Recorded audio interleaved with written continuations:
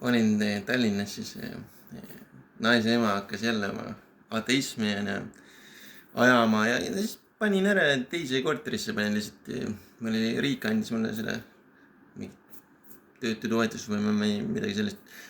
Ja üürisin mingi toa kuskil Tallinnas ja hakkasin seal nagu usku praktiseerima.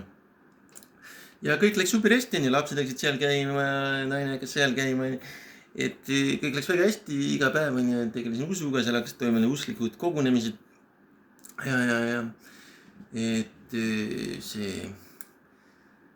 et see on see tähtis asi, et kui on ikka siuke ateistlik surve, et siis sellele on vastus sinna see usk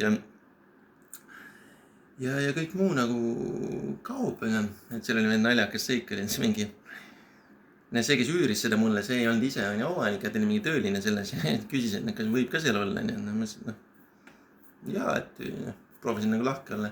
See hakkas mingi öösel hakkas seal mingi kiruma, ropendama ja vanduma, et see kaotas seal mingi sellel krüptoaktsiate börsil kaotasin, kirus ropendas vandasin ja ma samal ajal lugesin teises toas mantraid palveelmestega, et tema lõugab seal köögis oma roppusi ja kaotab börsil. Mina samal ajal mediteerin ja loen mantraid, et vastandid ilmnesid tänu usule, et usk on see võti sellistes olukordades. Jumal väga selgelt näitab seda.